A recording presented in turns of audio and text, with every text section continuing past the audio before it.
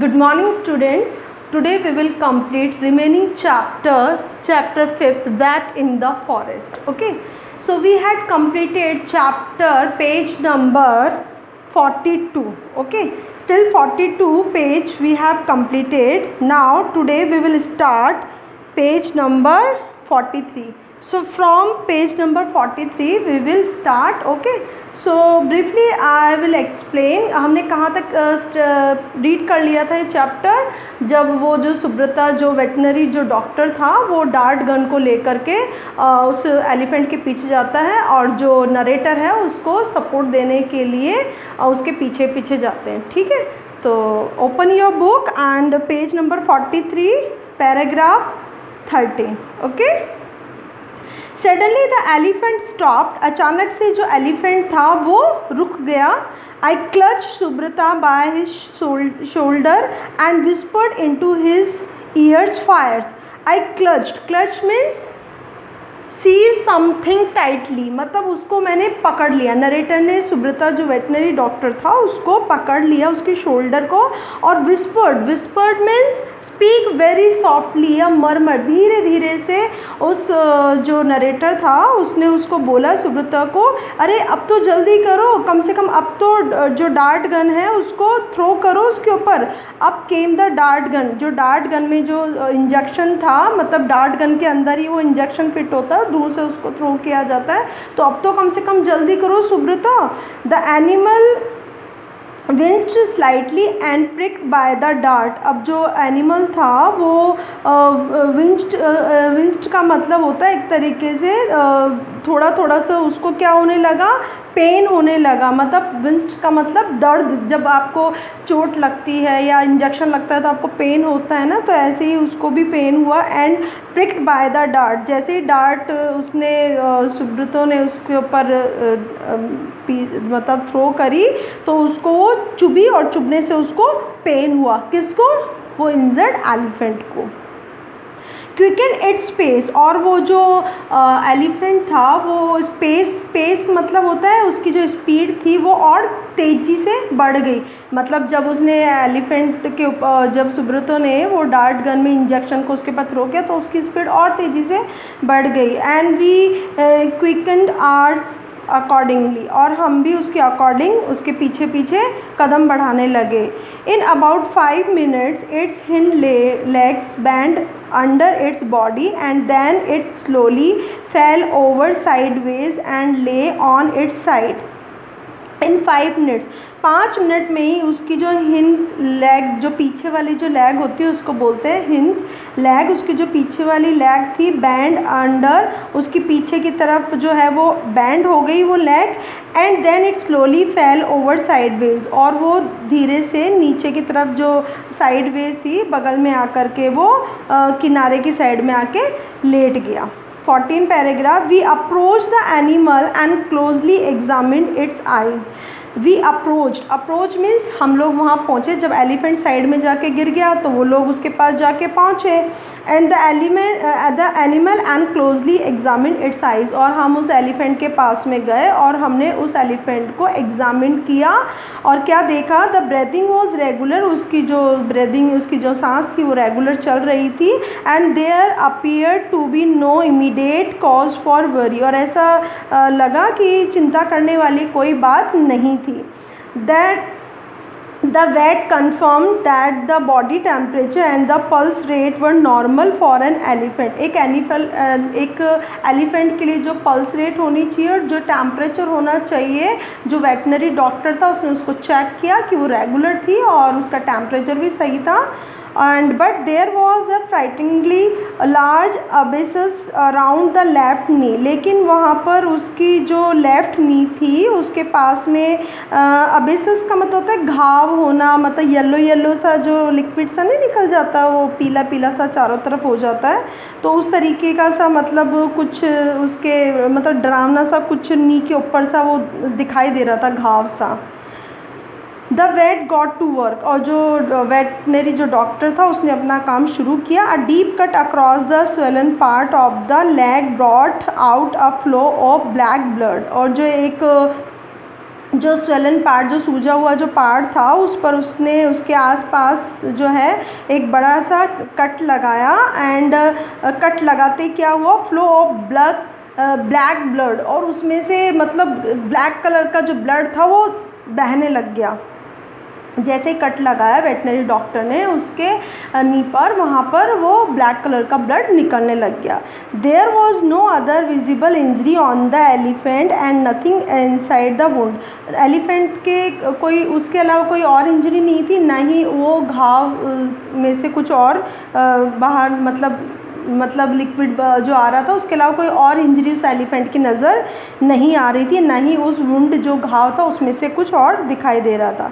The animal must have got injured stumbling over a cut piece of bamboo और a साल stump. वो जो animal था वो बाँस का जो टुकड़ा होता है ना, जो साल स्टम्प जो होती है, बाँस का जो टुकड़ा होता है, उसकी लगने की वजह से या ठोकर लगने की वजह से शायद उस एलिफेंट को मतलब इंजर्ड हो गया था, इसलिए वो शायद जख्मी हो गया था। जो बाँस की जो पेड़ होता है ना, उसकी जो छाल होती है, उसकी वजह से शायद उसको लग गई थी पैर में, और इस वजह से वो इंजर्ड हो गया था वो जो एलिफेंट था, है ना।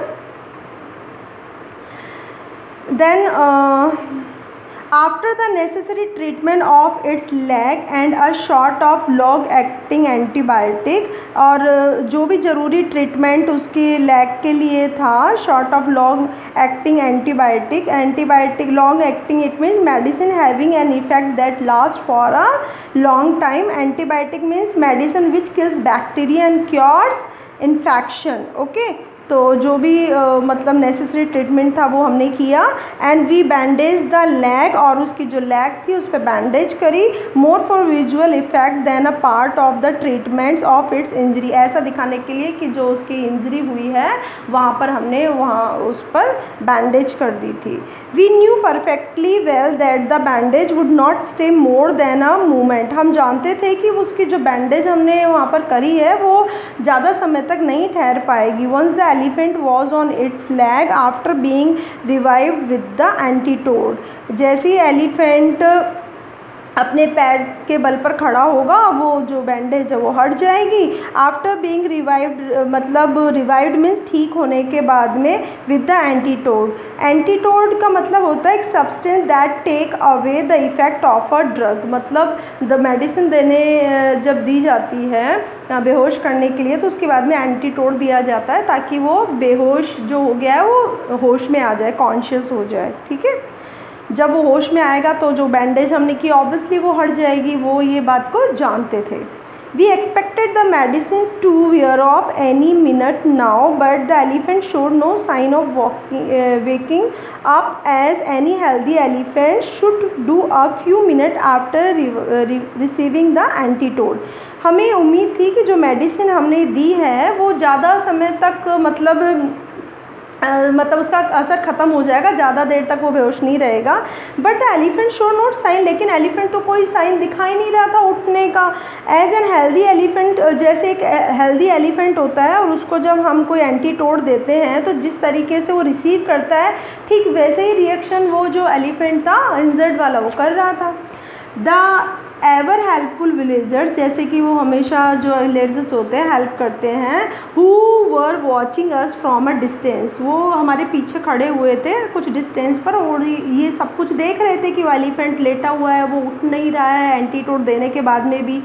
देन उन जो विलेजर्स उसने क्या किया, brought buckets of water from a nearby stream to pour on the drug animal to keep its body temperature down.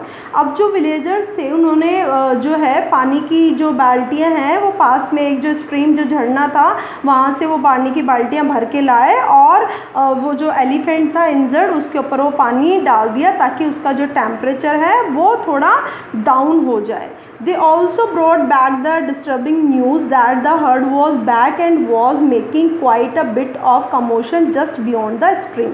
और साथ में एक न्यूज़ भी उन लोगों के पास में आई कि वो जो हर्ड जो एनिमल्स जो एलिफेंट का जो ग्रुप था जो उसको छोड़कर चला गया था, कहीं ना कहीं अब उनके आने की भी उनको पता लग गया कि अब वो एलिफेंट का जो ग्रुप है वो आ रहा है। कमोशन इट मीन्स जब कोई किसी का साथी छूट जाता है और छूटने के बाद में वो मतलब किस तरीके से उसके लिए परेशान हो रहे थे, तो वो सारी की सारी न्यूज़ भी वो लोग लेकर आए।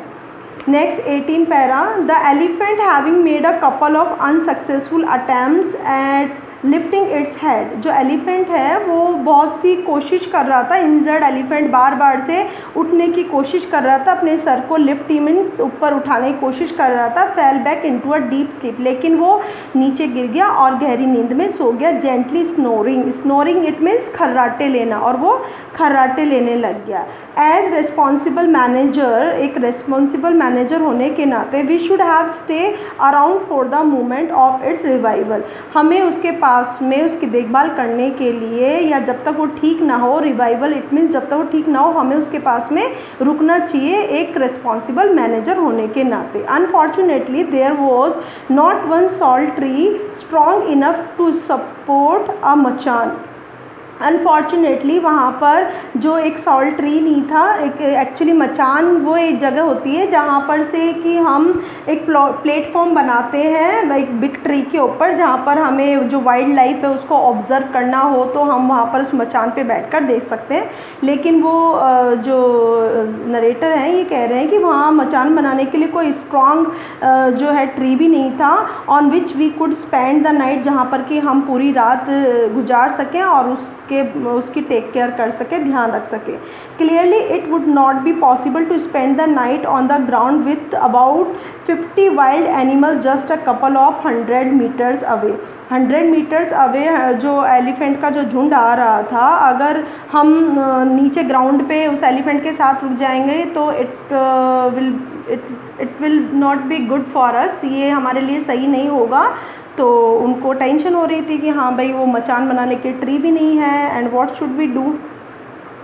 Eager to come to the aid of their fallen companion. Companion it means एक तरीके से पार्टनर, उनका जो पार्टनर, उनका जो साथी था उसकी सहायता, एड यानी उसकी सहायता करने के लिए, उसका इलाज करने के लिए वो बहुत ज़्यादा उत्सुक होंगे और वो जल्दी से आएंगे ज़रूर उसके पास में, तो हमारा रुकना यहाँ पर सही नहीं होगा। The heat and occur are parched throat force us to turn back. हम जो गर्मी थी इतनी ज़्यादा थी और हमारे जो गले थे वो बहुत ही ज़्यादा पार्च का मतलब ड्राई हो गए थे, सूख गए थे, इस वजह से हमें वापस जाने के लिए उस गर्मी ने फोर्स किया। Reluctantly we return to the jeep and went back to the rest house. और रिलक्टेंटली यानी बिना किसी इच्छा के हम लोग वापस से जीप में बैठे और अपने रेस्ट हाउस में चले गए। Next, the next day to our relief we found that the elephant had revived during the night and the herd had taken it away. next day जब हम वापस आए तो हमने क्या देखा, ये जो एलिफेंट है वो बिल्कुल रिवाइव्ड यानी कि बिल्कुल ठीक हो गया था ड्यूरिंग द नाइट। पूरी रात भर जब वो मतलब लेटा रहा, रेस्ट किया उसने, तो उससे क्या हुआ, वो ठीक हो गया। And the heard had taken it away, और जो हर्ड जो एलिफेंट का जो ग्रुप था वो उसको लेकर वहाँ से चले गए। So student, this story is very interesting, I hope you enjoy lots. So read this story and you will learn all question answers. Okay, so thank you and have a nice day.